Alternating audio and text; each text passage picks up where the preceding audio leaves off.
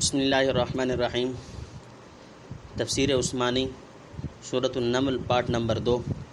امن خلق السماوات والارض وانزل لکم من السماء ماء، بھلا کس نے بنائے آسمان اور زمین اور اتار دیا تمہارے لیے آسمان سے پانی۔ فانبتنا بہ حدائق، پھر اگائے ہم نے اس سے باغ، ذات بہجہ، رونق والے۔ ما کان لکم ان تنبتوا شجرہا، تمہارا کام نہ تھا کہ اگاتے ان کے درخت۔ نمبر 1۔ الہ مع اللہ، اب کوئی اور حاکم ہے اللہ کے ساتھ؟ بل ہم قوم یعدلون، کوئی نہیں، وہ لوگ راہ سے مڑتے ہیں۔ نمبر 2۔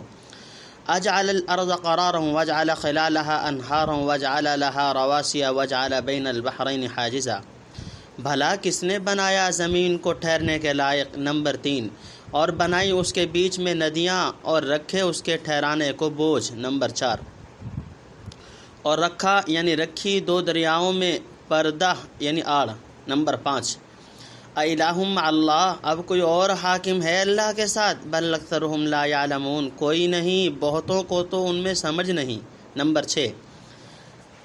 امن یجیب المضطر اذا دعاہ ویکشف السوء ویجعلکم خلفاء الارض، بھلا کون پہنچتا ہے بے کس یعنی بے بس کی پکار یعنی فریاد کو جب اس کو پکارتا ہے اور دور کر دیتا ہے سختی۔ نمبر 7۔ وَيَجْعَلُكُمْ خُلَفَاءَ الْأَرْضِ، اور کرتا ہے تم کو نائب اگلوں کا زمین پر۔ نمبر 8۔ اَإِلَٰهٌ مَّعَ اللَّهِ، اب کوئی حاکم ہے اللہ کے ساتھ؟ قَلِيلًا مَّا تَذَكَّرُونَ، تم بہت کم دھیان کرتے ہو۔ نمبر 9۔ أَمَّن يَهْدِيكُمْ فِي ظُلُمَاتِ الْبَرِّ وَالْبَحْرِ وَمَن، بھلا کون راہ بتاتا ہے تم کو اندھیروں میں جنگل کے اور دریا کے۔ نمبر 10۔ اور کون؟ تفسیر۔ نمبر 1۔ اللہ کی قدرت کے مظاہر۔ سرے سے درختوں کا اگانا تمہارے اختیار میں نہیں، چہ جائے کہ اس کا پھول پھل لانا اور بار آور کرنا۔ نمبر 2۔ مشرکین کی بے راہ روی، یعنی تمام دنیا جانتی ہے اور خود یہ مشرکین بھی مانتے ہیں کہ زمین و آسمان کا پیدا کرنا، بارش برسانا، درخت اگانا بجز اللہ تعالیٰ کے کسی کا کام نہیں۔ چنانچہ دوسری جگہ قرآن میں ان کا اقرار و اعتراف مذکور ہے۔ پھر یہاں تک پہنچ کر راستے سے کیوں کترا جاتے ہیں؟ جب اللہ کے سوا کوئی ہستی نہیں جو خلق کو تدبیر کر سکے یا کسی چیز کا مستقل اختیار رکھے، تو اس کی الوہیت و معبودیت میں وہ کس طرح شریک ہو جائے گی؟ عبادت انتہائی تذلل کا نام ہے، سو وہ اسی کی ہونی چاہیے جو انتہائی درجہ میں کامل اور با اختیار ہو۔ کسی ناقص یا عاجز مخلوق کو معبودیت میں خالق کے برابر کر دینا انتہائی ظلم اور ہٹ درمی ہے۔ نمبر 3۔ یعنی آدمی اور جانوروں کی قیام گاہ ہے، آرام سے اس پر زندگی بسر کرتے اور اس کے محاصل سے منتفع ہوتے ہیں۔ نمبر 4۔ یعنی پہاڑ رکھ دیے تاکہ ٹھہری رہے، کب کپائے نہیں۔ نمبر 5۔ اس کی تحقیق قریب ہی سورہ فرقان میں گزر چکی آیت وَهُوَ الَّذِي مَرَجَ الْبَحْرَيْنِ هَٰذَا عَذْبٌ فُرَاتٌ وَهَٰذَا مِلْحٌ أُجَاجٌ وَجَعَلَ بَيْنَهُمَا بَرْزَخًا وَحِجْرًا مَحْجُورًا کا فائدہ ملاحظہ کر لیا جائے۔ نمبر 6۔ یعنی کوئی اور با اختیار ہستی ہے جس سے یہ کام بن پڑے اور اس بنا پر وہ معبود بننے کے لائق ہو؟ جب نہیں تو معلوم ہوا کہ یہ مشرکین محض جہالت اور ناسمجھی سے شرک و مخلوق پرستی کی غار عمیق میں گرتے چلے جا رہے ہیں۔ نمبر 7۔ مصیبت کو دور کرنے والا کون ہے؟ یعنی جب اللہ چاہے اور مناسب جانے تو بے کس اور بے قرار کی فریاد سن کر سختی کو دور کر دیتا ہے، جیسے کہ دوسری جگہ فرمایا فَيَكْشِفُ مَا تَدْعُونَ إِلَيْهِ إِن شَاءَ، سورہ انعام رکوع نمبر 4۔ گویا اسی نے دعا کو بھی اسباب عادیہ میں سے ایک سبب بنایا ہے جس پر مسبب کا ترتب بمشیت الہی استجماع شروط اور ارتفاع موانع کے بعد ہوتا ہے۔ اور علامہ طیبی وغیرہ نے کہا کہ آیت میں مشرکین کو تنبیہ ہے کہ سخت مصائب و شدائد کے وقت تو تم بھی مضطر ہو کر اسی کو پکارتے ہو اور دوسرے معبودوں کو بھول جاتے ہو، پھر فطرت اور ضمیر کی اس شہادت کو امن و اطمینان کے وقت کیوں یاد نہیں رکھتے؟ نمبر 8۔ یعنی ایک قوم یا نسل کو اٹھا لیتا اور اس کی جگہ دوسرے کو آباد کرتا ہے جو زمین میں مالکانہ اور بادشاہانہ تصرف کرتے ہیں۔ نمبر 9۔ یعنی پوری طرح دھیان کرتے تو دور جانے کی ضرورت نہ پڑتی، انہی اپنی حوائج و ضروریات اور قوموں کے عدل بدل کو دیکھ کر سمجھ سکتے تھے کہ جس کے ہاتھ میں نمور کی باغ ہے تنہا اسی کی عبادت کرنی چاہیے۔ نمبر 10۔ یعنی خشکی اور دریا کے اندھیریوں میں ستاروں کے ذریعے سے تمہاری رہنمائی کرتا ہے، خواہ بلا واسطہ ہو یا بواسطہ قطب نما وغیرہ آلات کے۔ یرسل الریاح بشرا بین یدی رحمتی، چلاتا ہے ہوائیں خوشخبری لانے والیاں اس کی رحمت سے پہلے۔ نمبر 1، الہ مع اللہ، اب کوئی حاکم ہے اللہ کے ساتھ؟ تعالی اللہ عما یشرکون، اللہ بہت اوپر ہے اس سے جس کو شریک بتلاتے ہیں۔ نمبر 2، امن یبدأ الخلق ثم یعیدہ ومن یرزقکم من السماء والارض، بھلا کون سرے سے بناتا ہے پھر اس کو دہرائے گا۔ نمبر 3، اور کون روزی دیتا ہے تم کو آسمان سے اور زمین سے۔ نمبر 4، الہ مع اللہ، اب کوئی حاکم ہے اللہ کے ساتھ؟ قل ہاتوا برہانکم ان کنتم صادقین، تو کہہ لاؤ اپنی سند اگر تم سچے ہو۔ نمبر 5، قل لا يعلم من في السماوات والارض الغیب الا اللہ، تو کہہ خبر نہیں رکھتا جو کوئی ہے آسمان اور زمین میں چھپی ہوئی چیز کی مگر اللہ۔ نمبر 6، وما یشعرون ایان یبعثون، اور ان کو خبر نہیں کہ کب جی اٹھیں گے یعنی جلائے جائیں گے۔ نمبر 7، بل ادارک علمہم فی الآخرہ، بلکہ تھک کر گر گیا ان کا فکر آخرت کے بارے میں۔ بل ہم فی شک منہا، بلکہ ان کو شبہ ہے اس میں۔ بل ہم منہا عمون، بلکہ وہ اس سے اندھے ہیں۔ نمبر 8، وقال الذین کفروا اذا کنا ترابا وآباؤنا انا لمخرجون، اور بولے وہ لوگ جو منکر ہیں، کیا جب ہم ہو جائیں مٹی اور ہمارے باپ دادے کیا ہم کو زمین سے نکالیں گے؟ لقد وعدنا هذا نحن وآباؤنا من قبل، وعدہ پہنچ چکا ہے اس کا ہم کو اور ہمارے باپ دادوں کو پہلے سے۔ تفسیر نمبر 1، یعنی باران رحمت سے پہلے ہوائیں چلاتا ہے جو بارش کی آمد کی خوشخبری سناتی ہیں۔ نمبر 2، یعنی کہاں وہ قادر مطلق اور حکیم برحق اور کہاں عاجز و ناقص مخلوق جسے اس کی خدائی کا شریک بتلا جا رہا ہے۔ نمبر 3، ابتداً پیدا کرنا تو سب کو مسلم ہے کہ اللہ تعالیٰ نے پیدا کیا، موت کے بعد دوبارہ پیدا کرنے کو بھی اسی سے سمجھ لو۔ منکرین بعث بعد الموت بھی اتنا سمجھتے تھے کہ اگر بالفرض دوبارہ پیدا کیے گئے تو یہ کام اسی کا ہوگا جس نے اول پیدا کیا تھا۔ نمبر 4، یعنی کون ہے جو آسمانی اور زمینی اسباب کے ذریعے سے اپنی حکمت کے موافق تم کو روزی پہنچاتا ہے۔ نمبر 5، اگر سچے ہو شرک کی دلیل لاؤ، یعنی اگر اتنے صاف نشانات اور واضح دلائل سننے کے بعد بھی تم خدا تعالیٰ کی وحدانیت اور شرک کی قباحت کو تسلیم نہیں کرتے تو جو کوئی دلیل تم اپنے دعوائے باطل کے ثبوت میں رکھتے ہو پیش کرو، ابھی تمہارا جھوٹ سچ کھل جائے گا، مگر وہاں دلیل و برہان کہاں، محض اندھی تقلید ہے۔ ومن يدع مع اللہ الہا آخر لا برہان لہ بہ فانما حسابہ عند ربہ، سورہ مومنون رکوع نمبر 6۔ نمبر 6، اللہ تعالیٰ کی قدرت تامہ اور علم محیط۔ اس آیت میں مضمون سابق کی تکمیل اور مضمون لاحق کی تمہید ہے۔ شروع پارہ سے یہاں تک حق تعالیٰ کی قدرت تامہ، رحمت عامہ اور ربوبیت کاملہ کا بیان تھا، یعنی جب وہ ان صفات و شؤون میں متفرد ہے تو الوہیت و معبودیت میں بھی متفرد ہونا چاہیے۔ آیت حاضرہ میں اس کی الوہیت پر دوسری حیثیت سے استدلال کیا جا رہا ہے، یعنی معبود وہ ہوگا جو قدرت تامہ کے ساتھ علم کامل و محیط بھی رکھتا ہو، اور یہ وہ صفت ہے جو زمین و آسمان میں کسی مخلوق کو حاصل نہیں، اسی رب العزت کے ساتھ مخصوص ہے، بس اس اعتبار سے بھی معبود بننے کے مستحق اکیلی اس کی ذات ہوئی۔ تنبیہ، عالم الغیب کے الفاظ کا استعمال۔ کل مغیبات کا علم بجز خدا کے کسی کو حاصل نہیں، نہ کسی ایک غیب کا علم کسی شخص کو بالذات بدون عطاء الہی کے ہو سکتا ہے، اور نہ مفاتیح غیب، غیب کی کنجیاں جن کا ذکر سورہ انعام میں گزر چکا، اللہ تعالیٰ نے کسی مخلوق کو دی ہیں۔ ہاں بعض بندوں کو بعض غیوب پر با اختیار خود مطلع کر دیتا ہے، جس کی وجہ سے کہہ سکتے ہیں کہ فلاں شخص کو حق تعالیٰ نے غیب پر مطلع فرما دیا یا غیب کی خبر دے دی، لیکن اتنی بات کی وجہ سے قرآن و سنت نے کسی جگہ ایسے شخص پر عالم الغیب فلان یعلم الغیب کا اطلاق نہیں کیا، بلکہ احادیث میں اس پر انکار کیا گیا ہے، کیونکہ بظاہر یہ الفاظ اختصاص سے علم الغیب بذات الباری کے خلاف موہوم ہوتے ہیں، اس لیے علماء محققین اجازت نہیں دیتے کہ اس طرح کے الفاظ کسی بندہ پر اطلاق کیے جائیں گو لغتاً صحیح ہوں، جیسے کسی کا یہ کہنا کہ ان اللہ لا یعلم الغیب، اللہ کو غیب کا علم نہیں، گو اس کی مراد یہ ہے کہ اللہ تعالیٰ کے اعتبار سے کوئی چیز غائب ہے ہی نہیں۔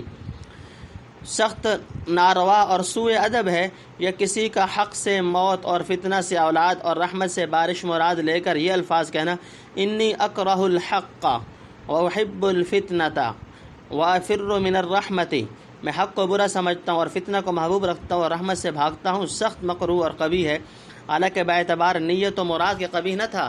اسی طرح فلان عالم الغیب وغیرہ الفاظ کو سمجھ لو اور واضح رہے کہ علم غیب سے ہماری مراد محض جنون و تخمینات نہیں، اور نہ وہ علم جو قرائن و دلائل سے حاصل کیا جائے، بلکہ جس کے لیے کوئی دلیل و قرینہ موجود نہ ہو وہ مراد ہے۔ سورہ انعام و اعراف میں اس کے متعلق کسی قدر لکھا جا چکا ہے، وہاں مراجعات کر لی جائے۔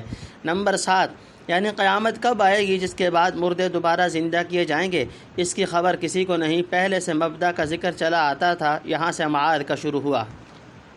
نمبر 8، آخرت کا ادراک، یعنی عقل دوڑا کر تھک گئے، آخرت کی حقیقت نہ پائی، کبھی شک کرتے ہیں، کبھی منکر ہوتے ہیں، موضح۔ اور بعض مفسرین نے یوں تقریر کی ہے کہ آخرت کے ادراک تک ان کے علم کی رسائی نہ ہوئی اور نہ عدم علم کی وجہ سے صرف خالی و ذہن رہے، بلکہ اس کے متعلق شک و تردد میں پڑ گئے، اور نہ صرف شک و تردد بلکہ ان دلائل و شواہد سے بالکل آنکھیں بند کرنی جن میں غور و تأمل کرتے تو شک رفع ہو سکتا تھا۔ ان ھذا الا اساطیر الاولین، کچھ بھی نہیں، یہ نقلیں ہیں اگلوں کی۔ نمبر 1، قل سیروا فی الارض فانظروا کیف کان عاقبۃ المجرمین، تو کہہ دے پھرو ملک میں تو دیکھو کیسا ہوا انجام کار گناہگاروں کا۔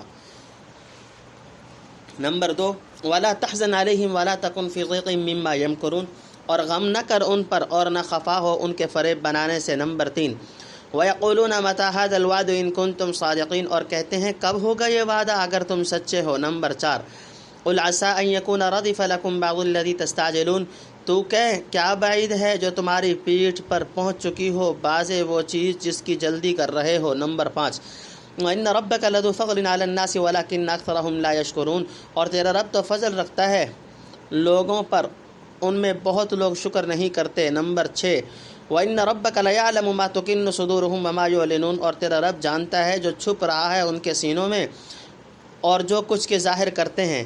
وَمَا مِنْ غَائِبَةٍ فِي السَّمَاءِ وَالْأَرْضِ إِلَّا فِي كِتَابٍ مُّبِينٍ، اور کوئی چیز نہیں جو غائب ہو آسمان اور زمین میں مگر موجود ہے کھلی کتاب میں۔ نمبر 7، إِنَّ هَٰذَا الْقُرْآنَ يَقُصُّ عَلَىٰ بَنِي إِسْرَائِيلَ، یہ قرآن سناتا ہے بنی اسرائیل کو أَكْثَرَ الَّذِي هُمْ فِيهِ، بہت چیزیں جس میں۔ تفسیر نمبر 1، آخرت پر کفار کا اعتراض، یعنی پہلے ہمارے بڑوں سے یہی وعدے کیے گئے تھے جو پہلے کہہ گئے، انہی کی نقل آج یہ پیغمبر بھی اتار رہے ہیں، لیکن کتنے قرن گزر چکے، ہم نے تو آج تک نہ دیکھا نہ سنا کہ کوئی مردہ مٹی میں مل جانے کے بعد دوبارہ زندہ ہوا ہو اور اس کو سزا ملی ہو۔ نمبر 2، یعنی کتنے مجرموں کو دنیا ہی میں عبرتناک سزائیں مل چکی ہیں اور پیغمبروں کا فرمانا پورا ہو کر رہا۔ اسی پر قیاس کر لو کہ بعض بعد الموت اور عذاب اخروی کی جو خبر انبیاء دیتے چلے آئے ہیں یقیناً پوری ہو کر رہے گی۔ یہ کارخانہ یوں ہی بے سرا نہیں کہ اس پر کوئی حاکم نہ ہو، وہ اپنی رعایا کو یوں ہی محمل نہ چھوڑے گا۔ جب سب مجرموں کو یہاں پوری سزا نہیں ملتی تو یقیناً کوئی دوسری زندگی ہوگی جہاں ہر ایک اپنے کیفر کردار کو پہنچے۔ اگر تمہاری یہی تکذیب رہی تو مکذبین کا جو انجام دنیا میں ہوا تمہارا بھی ہو سکتا ہے۔ نمبر 3، یعنی ان کو سمجھا کر اور بدی کے انجام سے متنبہ کر کے الگ ہو جائیے۔ اگر یہ لوگ نہیں مانتے تو آپ زیادہ غم و تأسف نہ کریں، نہ ان کے مکر و فریب اور حق کے خلاف تدبیریں کرنے سے تنگ دل اور خفا ہو۔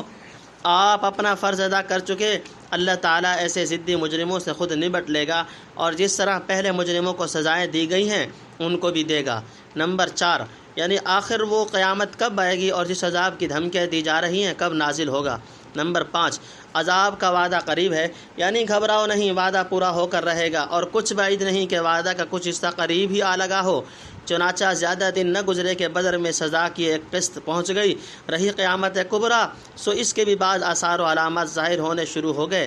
نمبر 6، یعنی حق تعالیٰ نے اپنے فضل سے اگر عذاب میں تاخیر کرتا ہے تو چاہیے تھا کہ اس مہلت کو غنیمت سمجھتے اور اس کی مہربانی کے شکر گزار ہو کر ایمان و عمل صالح کا راستہ اختیار کرتے، لیکن وہ اس کے خلاف ناشکری کرتے اور اپنے منہ سے عذاب مانگتے ہیں۔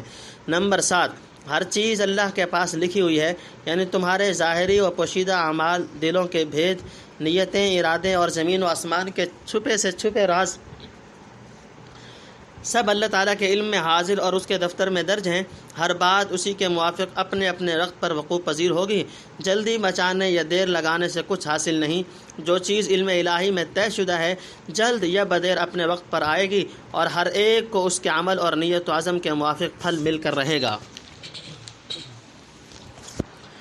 یختلفون، وہ جھگڑ رہے ہیں، وَإِنَّهُ لَهُدًى وَرَحْمَةٌ لِّلْمُؤْمِنِينَ، اور بے شک وہ ہدایت ہے اور رحمت ہے ایمان والوں کے واسطے۔ نمبر 1، ان ربک یقضی بینہم بحکمہ، تیرا رب ان میں فیصلہ کرے گا اپنی حکومت سے، وہو العزیز العلیم، اور وہی ہے زبردست سب کچھ جاننے والا۔ نمبر 2، فتوکل علی اللہ، سو تو بھروسہ کر اللہ پر، انک علی الحق المبین، بے شک تو ہے صحیح کھلے راستے پر۔ نمبر 3، انک لا تسمع الموتى ولا تسمع الصم الدعاء اذا ولوا مدبرین، البتہ تو نہیں سنا سکتا مردوں کو اور نہیں سنا سکتا بہروں کو اپنی پکار جب وہ لوٹیں وہ پیٹھ پھیر کر۔ وما انت بہاد العمی عن ضلالتہم، اور نہ تو دکھلا سکے اندھوں کو جب وہ راہ سے بچ لیں۔ نمبر 4، ان تسمع الا من یؤمن بآیاتنا فہم مسلمون، تو سناتا ہے اس کو جو یقین رکھتا ہو ہماری باتوں پر، سو وہ حکم بردار ہیں۔ نمبر 5، وَإِذَا وَقَعَ الْقَوْلُ عَلَيْهِمْ أَخْرَجْنَا لَهُمْ دَابَّةً مِّنَ الْأَرْضِ تُكَلِّمُهُمْ أَنَّ النَّاسَ كَانُوا بِآيَاتِنَا لَا يُوقِنُونَ، اور جب پڑ چکے گی ان پر بات، نکالیں گے ہم ان کے آگے ایک جانور زمین سے، ان سے باتیں کرے گا، اس واسطے کہ لوگ ہماری نشانیوں کا یقین نہیں کرتے تھے۔ نمبر 6، وَيَوْمَ نَحْشُرُهُم مِّن كُلِّ أُمَّةٍ فَوْجًا مِّمَّن يُكَذِّبُ بِآيَاتِنَا فَهُمْ يُوزَعُونَ، اور جس دن گھیر بلائیں گے ہم ہر ایک فرقہ میں سے ایک جماعت جو جھٹلاتے تھے ہماری باتوں کو، پھر ان کی جماعت بندی ہوگی۔ نمبر 7، حتیٰ، یہاں تک۔ تفسیر نمبر 1، قرآن میں بنی اسرائیل کے اختلافات کا فیصلہ، یعنی ابھی عملی فیصلہ کا وقت نہیں آیا، البتہ قرآن قولی و عملی فیصلہ کے لیے آیا ہے۔ اس وقت سماوی علوم اور مذہبی چیزوں کے لیے سب سے بڑے عالم بنی اسرائیل سمجھے جاتے تھے، مگر عقائد، احکام اور قصص و روایات کے متعلق ان کے شدید اختلافات کا فیصلہ کن تصفیہ بھی قرآن نے سنایا۔ فی الحقیقت قرآن ہی وہ کتاب ہے جس نے دنیا کو خداوند قدوس کا آخری پیغام پہنچایا اور ایمان لانے والوں کی رہبری کی، تاکہ لوگ اس دن کے لیے تیاری کر رکھیں جبکہ ہر معاملہ کا عملی فیصلہ ہوگا۔ نمبر 2، یعنی قرآن تو آیا ہے سمجھانے اور آگاہ کرنے کو، باقی تمام معاملات کا حکیمانہ اور حاکمانہ فیصلہ خدائے قادر و توانا کرے گا۔ نمبر 3، حضرت صلی اللہ علیہ وسلم کے حق پر ہونے کی گواہی، یعنی آپ صلی اللہ تعالیٰ علیہ وسلم کسی کے اختلاف و تکذیب سے متاثر نہ ہوں، خدا پر بھروسہ کر کے اپنا کام کیے جائیں۔ جس صحیح و صاف راستہ پر آپ چل رہے ہیں اس میں کوئی کھٹکا نہیں۔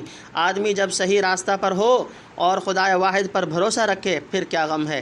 نمبر 4، کفار اندھوں اور بہروں جیسے ہیں، یعنی جس طرح ایک مردہ کو خطاب کرنا یا کسی بہرے کو پکارنا، خصوصاً جب کہ وہ پیٹھ پھیرے چلا جا رہا ہو اور پکارنے والے کی طرف قطعاً ملتفت نہ ہو، ان کے حق میں سود مند نہیں۔ یہی حال ان مکذبین کا ہے جن کے قلوب مر چکے اور دل کے کان بہرے ہو گئے ہیں اور سننے کا بھی ارادہ نہیں رکھتے، کہ ان کے حق میں کوئی نصیحت نافع اور کارگر نہیں۔ ایک نپٹ اندھے کو جب تک آنکھ نہ بنوائے کہ تم کس طرح راستہ یا کوئی چیز دکھلا سکتے ہو، یہ لوگ بھی دل کے اندھے ہیں اور چاہتے بھی نہیں کہ اندھے پن سے نکلیں، پھر تمہارے دکھلانے سے وہ دیکھیں تو کیسے دیکھیں۔ نمبر 5، یعنی نصیحت سنانا ان کے حق میں نافع ہے جو سن کر اثر قبول کریں، اور اثر قبول کرنا یہی ہے کہ خدا کی باتوں پر یقین کر کے فرما بردار بنیں۔ نمبر 6، دابۃ الارض کا خروج اور کلام۔ حضرت شاہ صاحب رحمۃ اللہ علیہ لکھتے ہیں، قیامت سے پہلے صفا پہاڑ مکہ کا پھٹے گا، اس میں سے ایک جانور نکلے گا جو لوگوں سے باتیں کرے گا۔ اب قیامت نزدیک ہے اور سچے ایمان والوں کو اور چھپے منکروں کو نشان دے کر جدا کر دے گا۔ موضح، بعض روایات سے معلوم ہوتا ہے کہ یہ بالکل آخری زمانہ میں طلوع شمس من المغرب کے دن ہوگا۔ قیامت تو نام ہی اسی کا ہے کہ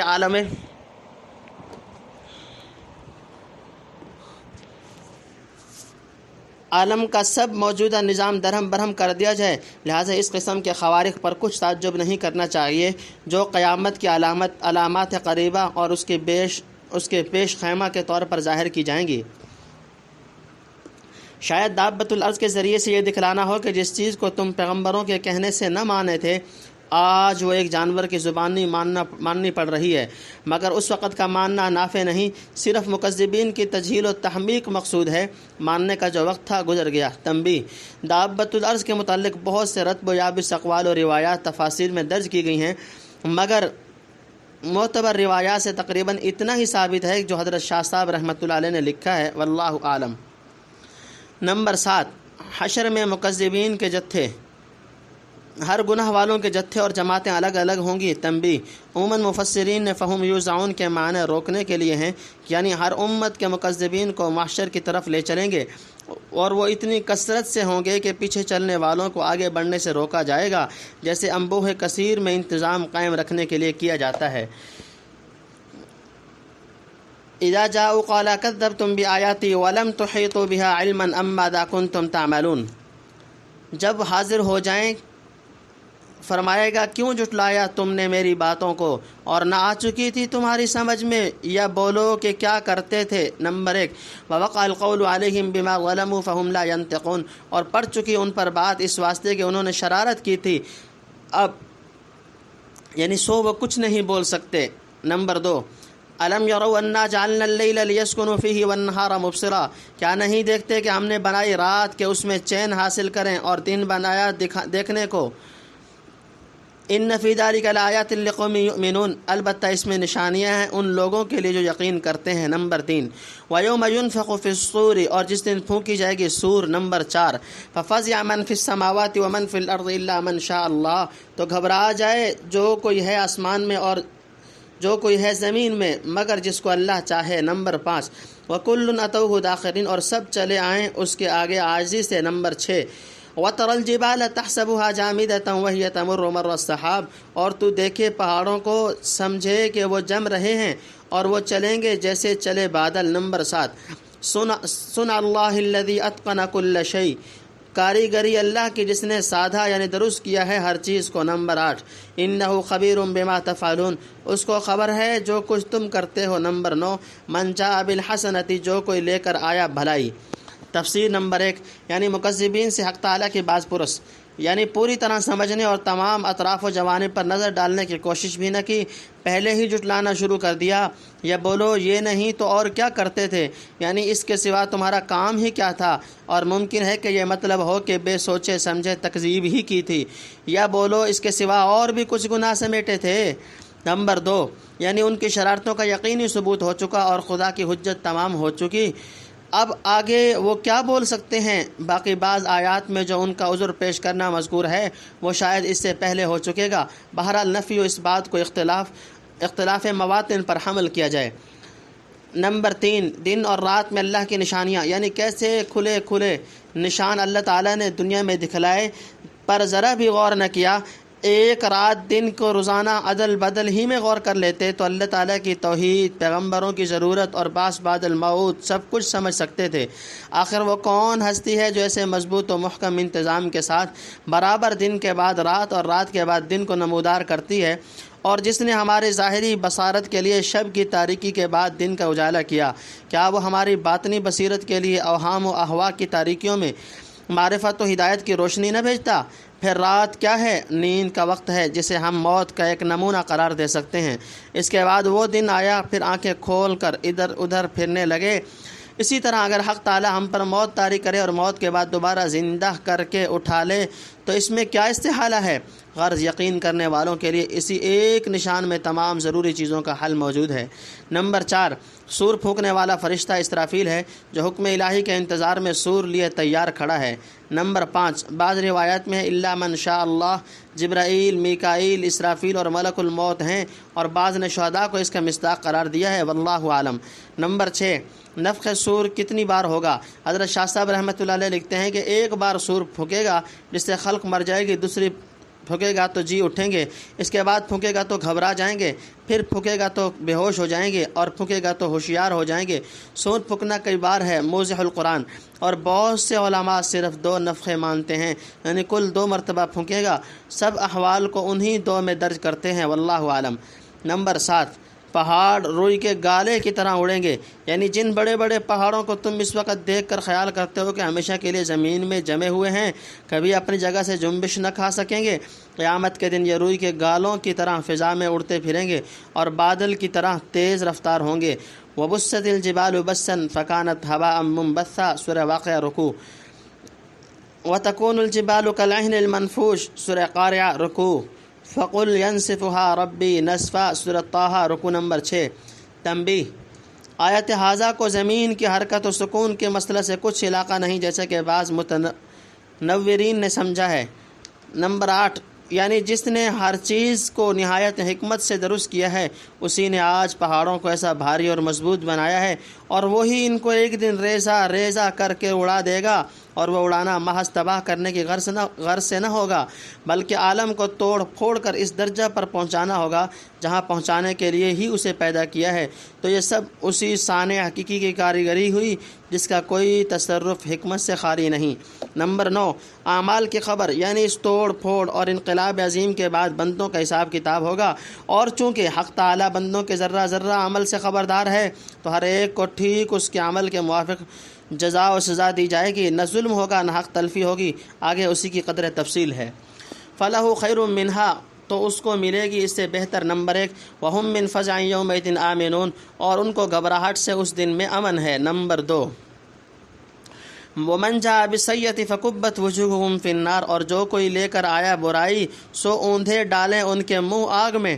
هَلْ تُجْزَوْنَ إِلَّا مَا كُنتُمْ تَعْمَلُونَ، وہی بدلہ پاؤ گے جو کچھ تم کیا کرتے تھے۔ نمبر 3، إِنَّمَا أُمِرْتُ أَنْ أَعْبُدَ رَبَّ هَذِهِ الْبَلْدَةِ الَّتِي حَرَّمَهَا وَلَهُ كُلُّ شَيْءٍ، مجھ کو یہی حکم ہے کہ بندگی کروں اس شہر کے مالک کی جس نے اس کو حرمت دی ہے، اور اسی کی ہے ہر ایک چیز۔ نمبر 4، وَأُمِرْتُ أَنْ أَكُونَ مِنَ الْمُسْلِمِينَ، اور مجھ کو حکم ہے کہ رہوں حکم برداروں میں۔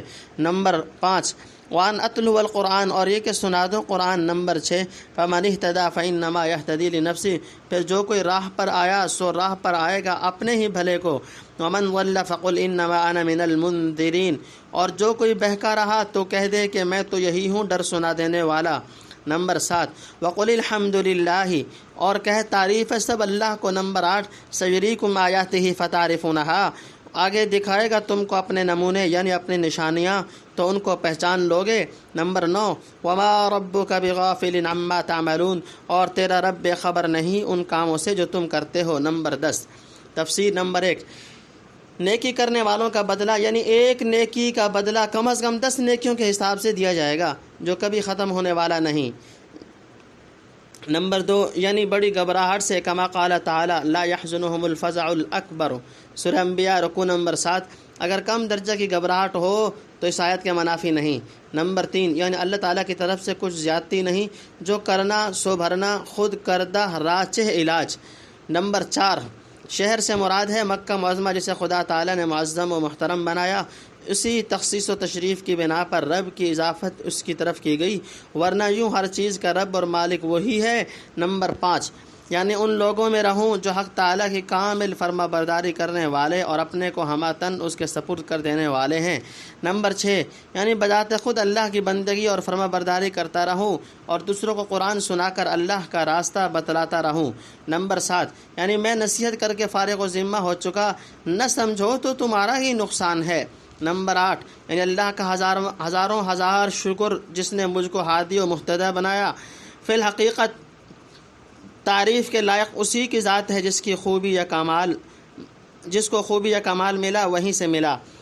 نمبر 9 یعنی آگے چل کر حق تعالیٰ تمہارے اندر یا تم سے باہر اپنی قدرت کے وہ نمونے اور میری صداقت کے ایسے نشان دکھلائے گا جنہیں دیکھ کر سمجھ لوگے کہ بے شک یہ اللہ کی وہی آیات ہیں جن کی خبر پیغمبر نے دی تھی۔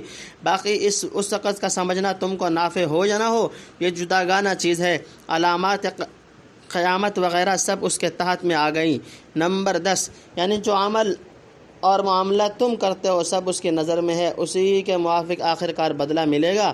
اگر سزا وغیرہ میں تاخیر ہو تو نہ سمجھو کہ اللہ تعالیٰ ہمارے کرتوت سے بے خبر ہے۔ تم سورۃ النمل وللہ الحمد والمنہ۔ سورۃ النمل اپنے اختتام کو پہنچی۔